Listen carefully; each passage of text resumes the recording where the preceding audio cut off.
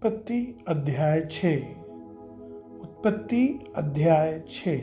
फिर जब मनुष्य भूमि के ऊपर बहुत बढ़ने लगे और उनके बेटियां उत्पन्न हुई, तब परमेश्वर के पुत्रों ने मनुष्यों की पुत्रियों को देखा कि वे सुंदर हैं, और उन्होंने जिस जिस को चाहा उनसे विवाह कर लिया। तब यहोवा ने कहा, मेरा आत्मा मनुष्य से सदा लो विवाद करता न रहेगा, क्योंकि मनुष्य भी शरीर ही है। उसकी आयु 120 वर्ष की होगी।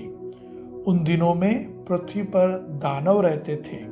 और इसके पश्चात जब परमेश्वर के पुत्र मनुष्य की पुत्रियों के पास गए, तब उनके द्वारा जो पुत्र उत्पन्न हुए वे शूरवीर होते थे, जिनकी कीर्ति प्राचीन काल से प्रचलित है।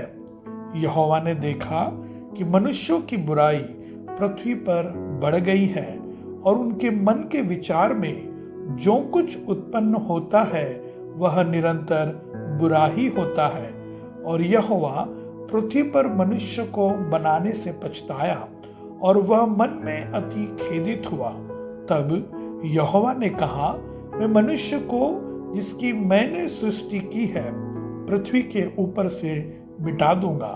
क्या मनुष्य, क्या पशु, क्या रेंगने वाले जंतु, क्या आकाश के पक्षी, सबको मिटा दूंगा, क्योंकि मैं उनके बनाने से पछताता हूं। परंतु यहोवा के अनुग्रह की दृष्टि नूह पर बनी रही। नूह की वंशावली यह है। नूह धर्मी पुरुष और अपने समय के लोगों में खरा था, और नूह परमेश्वर ही के साथ साथ चलता रहा। और नूह से शेम और हाम और येपेत नामक 3 पुत्र उत्पन्न हुए। उस समय पृथ्वी परमेश्वर की दृष्टि में बिगड़ गई थी और उपद्रव से भर गई थी।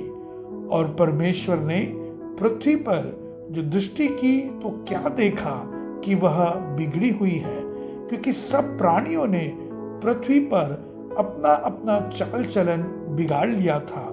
तब परमेश्वर ने नूह से कहा, सब प्राणियों के अंत करने का प्रश्न मेरे सामने आ गया है, क्योंकि उनके कारण पृथ्वी उपद्रव से भर गई है।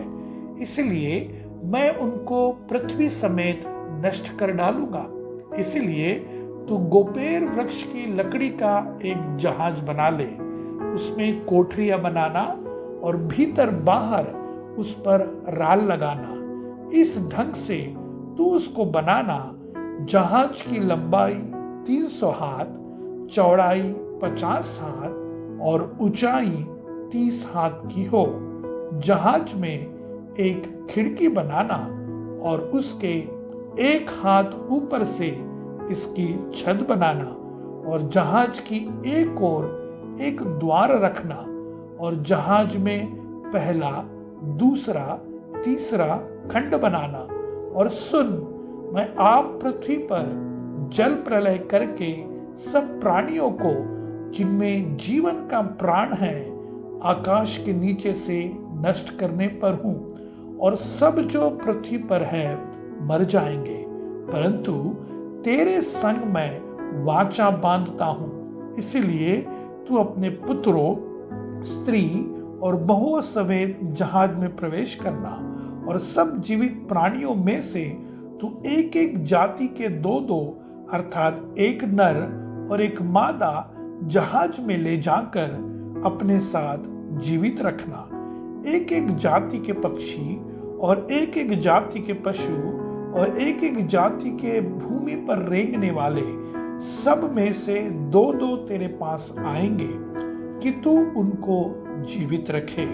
और भांति भांति का भोज्य पदार्थ जो खाया जाता है उनको तू लेकर अपने पास इकट्ठा कर रखना, जो तेरे और उनके भोजन के लिए होगा। परमेश्वर की इस आज्ञा के अनुसार नूह ने किया।